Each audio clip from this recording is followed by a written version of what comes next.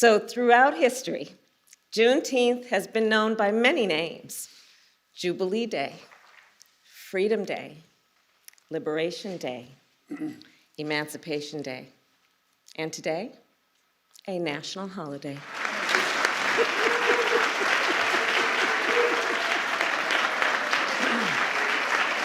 And looking out across this room, I see the advocates, the activists, the leaders who have been calling for this day for so long, including the one and only Ms. Opal Lee.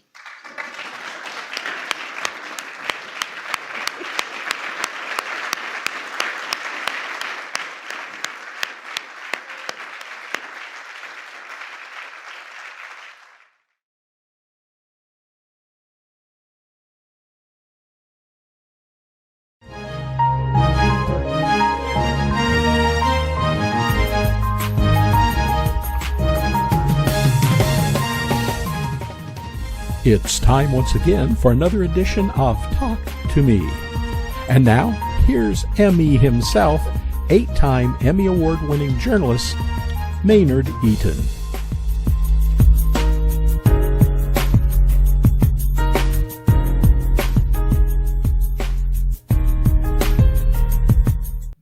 Hello, everyone, and welcome to this week's edition of Talk to Me. I'm Maynard Eaton, and this is a special edition.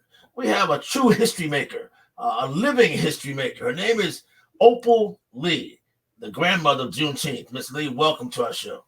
Thank you. Thank you so much, sir. You've just left the president's office less than a week ago. What was that like when it was named, when Juneteenth became a national holiday? How did that feel to you, ma'am? I was overjoyed.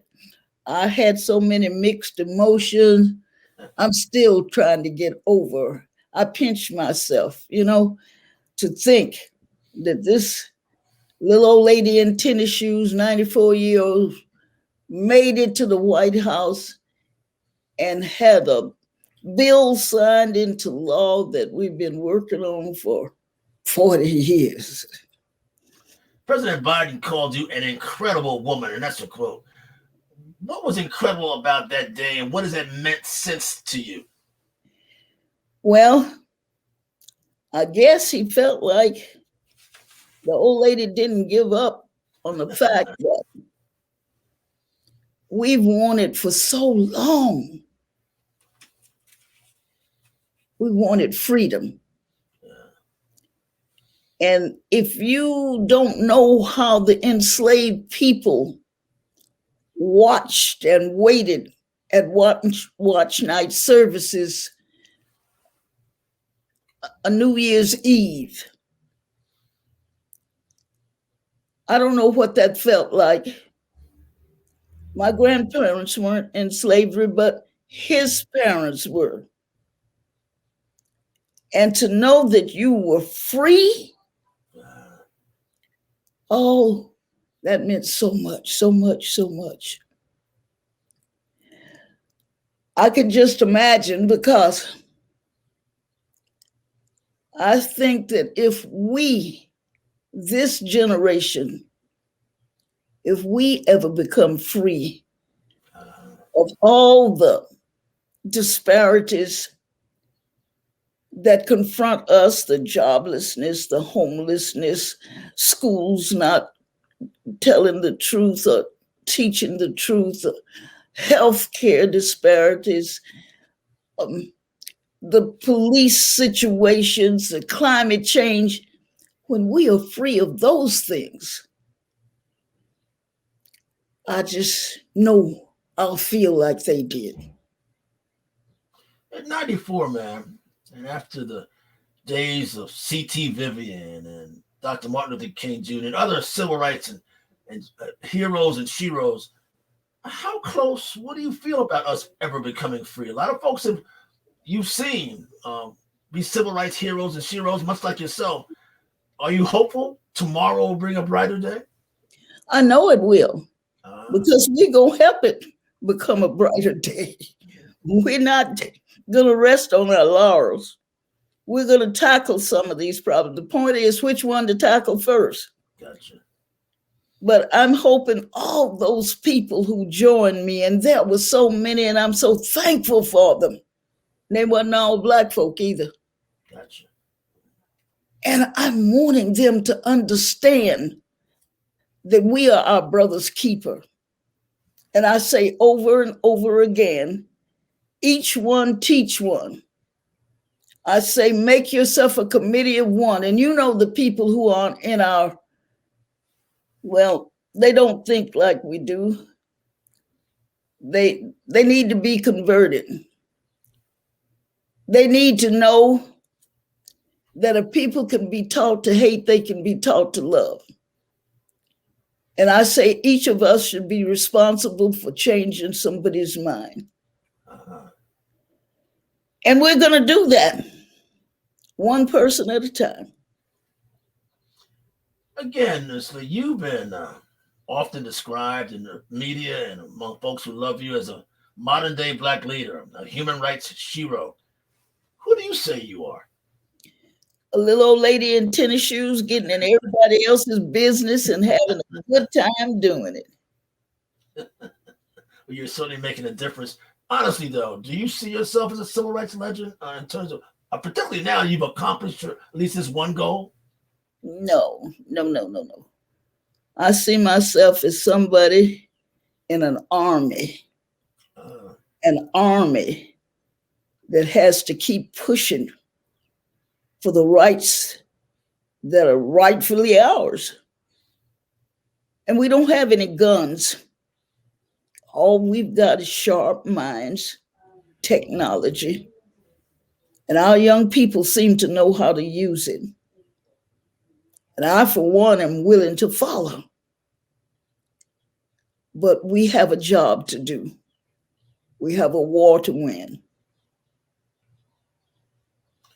Raging in the news this morning and the past week or so is this theory called critical race theory, teaching the true history of Black Americans in slavery in our school system. It's become a major controversy. How do you see that? Should that be done? I think that we must tell the truth. Excuse me. I've written a little book called Juneteenth for Children. Yes, For the little ones, because they need to know the truth. Hate's been taught from their mother's breast, and we've got to counteract that. We've got to let our youngsters know the truth, and I don't mean just Black people. Right. Everybody has to be taught so that we can heal from that.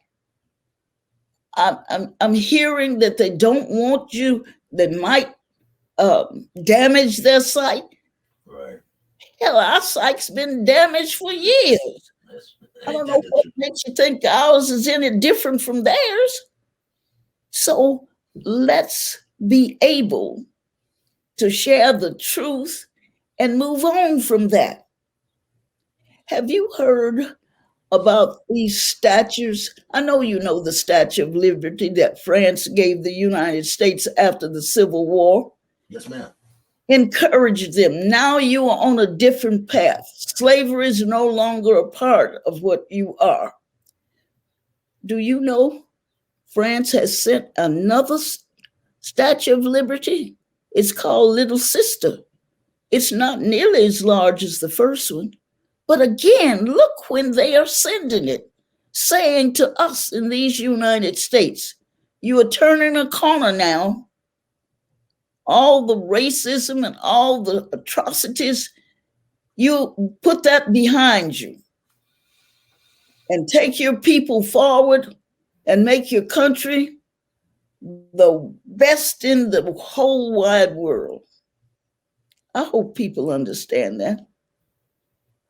Do you think that may happen, or is that still a wistful prayer? It's going to happen. It's going to happen. We, like I say, we don't have guns. Right. All we've got is our minds. And if we use them properly, we can accomplish anything. Just a little tenacity, and we can get it over. Well, speaking of minds, you sure have a sharp and vital and vibrant one. You've been a teacher most of your career. Do you feel like you're still teaching, still leading? That's still your avocation? I guess so. I taught third grade 8-year-olds so long I was beginning to act like them, so they gave me another position. I ended up being what they called a visiting teacher, but I was not teaching. It was social work. And if a child was hungry, I had no shoes, no clothes, no place to stay, lights off, I had to alleviate that situation and keep that child in school. Yeah, I feel like some of the skills I had then, I still have, I still use, because people still need the same things.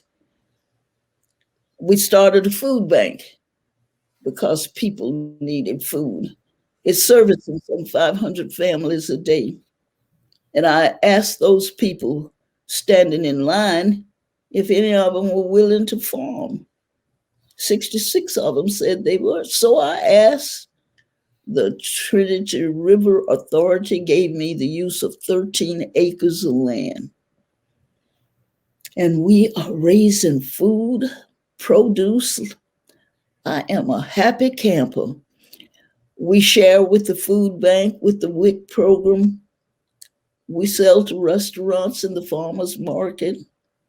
And those people, we chose to work with people who had been incarcerated and couldn't find a job and get them in our program and teach them about farming. Now, farming is more than just dropping a few seeds, you know.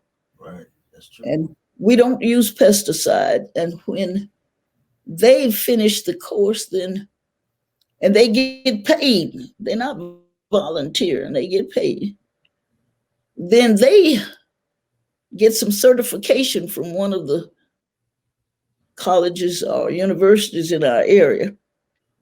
And they can go out and teach people, because with this virus, everybody needs to know how to plant in his backyard or on those vacant lots. It's not over, you know. This is a plague. Down the line, we'll have another plague. We've had plagues before, and we need to be prepared. We truly do. And I think we can make a difference. Wesley, we've not had anyone like you before, and you have made a difference. You've been to the White House, kissed by the president. What has the world responded to you? What have you received since your victory, if you will? What's been the reaction? Oh, I tell you, if all these people who say that they understand what we are about, if they will actually make a difference, if they will actually not be afraid when one of us moves next door, if they won't be afraid of letting our children learn. Do you know when they integrated the schools, they took the best Black teachers out of our neighborhood and took them to the white schools? Can you believe that? Oh, I do. I know, yeah. Do you know that we want the same things anybody else wants? A decent place to live, a job that pays enough to live on, good health care, good schools.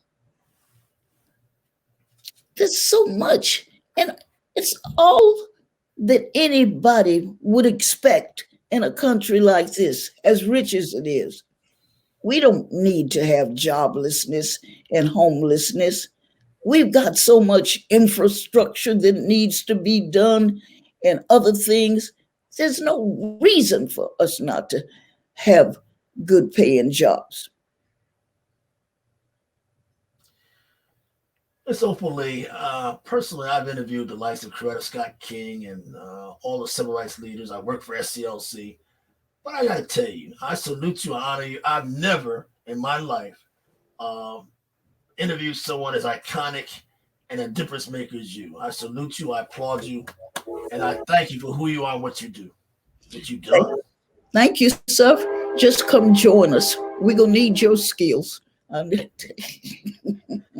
and gentlemen, this has been Talk to Me, the iconic history maker herself, Miss Opal Lee. Thank you so much, man. Thank you.